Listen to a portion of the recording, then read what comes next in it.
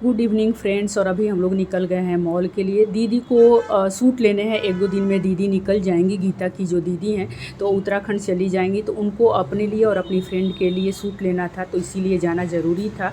और सारे काम निपटाने के बाद सुबह से जो मैंने ब्लॉग दिखाया था कल और वीडियो डालने के बाद सेकेंड हाफ में तुरंत निकल गए मॉल के लिए। और यहाँ ये देखिए हम लोगों का पुराना शॉप है।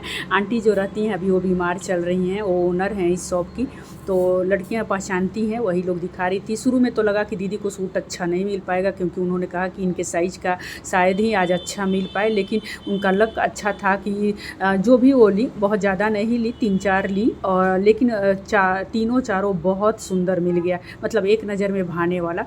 तो दीदी ने लिया और हम लोग पसंद करा दिए, दिखा दिए, अच्छे से लिवा दिए। और यहाँ आ गए, सामान रख दिया हम लोगों ने अपने बिल्डिंग के नीचे, ऊपर नहीं गए रखने के लिए, और आ गए समोसे और कचौड़ी खाने के लिए, क्योंकि दीदी के साथ बैठ करके इस तरह से खाए नहीं थे, तो हमने सोचा। और ये देखिए नान खटाई बनाने वाला, गरम गरम फ्रेश नान खटाई तुरंत ये भैया बना कर देंगे, ऐसा मैंने पहली बार देखा था। और आ गए थे समोसे खाने के लिए। और कचौड़ी ये लिया हमने गुलाब जामुन राखी के लिए, 50-50 का 250 ग्राम।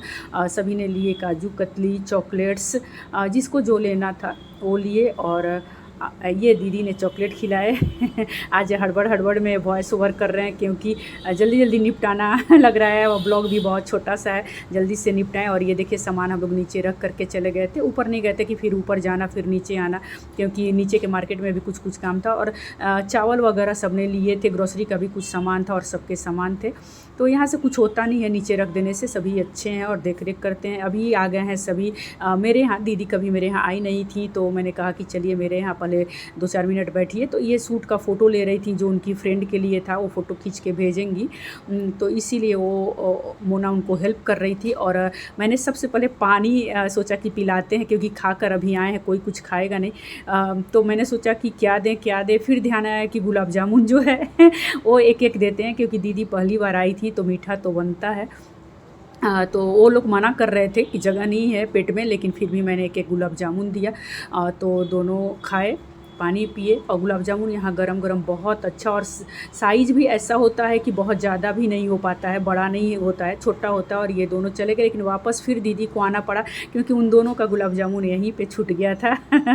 और अभी चल दिए डोडो को लाने के लिए। घर घुसे नहीं थे, इतना बैठे थोड़ी देर, और उसके बाद स्टेशन टाइम हो गया था। कृष्णा कोचिंग से निकल गया। ये देखिए कोटा का सीन, यहाँ 7 वंडर्स जो है शायद इधर ही है, और कितना सुंदर लग रहा है ना। कृष्णा कोचिंग से निकल गया है, और हम घर से दोनों जा कर के वहाँ मिलेंगे। और राखी की इतनी भीड़ थी मार्केट में, देखिए स्टॉल लगे हुए हैं मिठाई के दुकान पे, राखी के दुकान पे बहुत भीड़ थी। और पहुँच गए हम लोग स्टेशन। तो आज अभी जा कर के रूपम भाभी का जो मिक्सी मैंने लिया था अभी तक दिया नहीं है। सुबह में उनको काम होता है, बेटा कोचिंग जाता है तो कुछ बनाना होता है। मैंने सोचा शाम तक उनको दे देंगे, लेकिन नहीं हो पाया था। शाम को जो मॉल चले गए थे, उसके बाद मार्केट, उसके बाद हो नहीं पाया। तो अभी हमको चीनी पीस करके रखना है, और जीरा धनिया जो साबुत था वो नहीं पीस पाए थे हड़बड़ में, तो फटाफट जा कर के वो काम करना है। और यहाँ मिल गई है डोडो, नहीं अभी जा ही रहे हैं। डोडो का बोगी सबसे लास्ट में था। ये आ गई है उसकी तेजस ट्रेन न्यू दिल्ली से, तो ये मिल गई डोडो, और चल दिए हम लोग वापस घर को। ये देखिए कृष्णा कोचिंग के ड्रेस में ही आना पड़ा उसको, क्योंकि टाइम नहीं था कि वापस घर आए और मेरे साथ। ये डोडो का पता नहीं हम क्या दिखा रहे हैं। वो मेरे कुर्ते का तारीफ़ कर रही थी, तो मुझे लगा कि उसका, हाँ वो नया ली है, ये भी कंफर्टेबल वाला, शायद ऑनलाइन मंगाई थी, तो वही कुछ बता रही थी। तो कृष्णा उसी ड्रेस में बैग के साथ में आना पड़ा उसको, हमको अकेले आने नहीं दे रहा था कि तुम भूल जाओगी, तो इसीलिए वो कोचिंग से ही आ गया, नहीं तो ट्रेन फिर लेट हो जाती, मतलब हम लोग को पहुंचने में लेट हो जाती। और डोडो पहली बार आ रही थी, ऐसे तो आ जाती, लेकिन फिर भी रात के 10 बजने वाले थे, 9:30 बजे ट्रेन आई थी। तो थोड़ा दूर है स्टेशन घर से, तो जाना तो बनता है, 20 मिनट तक आराम से लगता है। और ये कोटा का सीन देखिए रात का, और गप्पे मारते हुए हम लोग वापस आ गए, पहुंचने वाले हैं। और ये देखिए कितना सुंदर लग रहा है ना। और डोडो बहुत खुश थी यहाँ आ कर के, लग रहा था कि हरना में ही आए हैं। और ये देखिए सबसे पहले मैंने चीनी पीसा और जीरा धनिया भी पीस लेंगे, भाभी को मिक्सी वापस कर देंगे। और दोनों को मैंने डिनर कराया, इसीलिए मैंने पराठे पहले बना लिए थे ताकि आराम से हम उसको दे पाएँ, क्योंकि आ कर के फिर हड़बड़ हो नहीं पाता, टाइम नहीं था रात में। तो पराठे गरम किए, पनीर गरम किया और दोनों डिनर इंजॉय किए।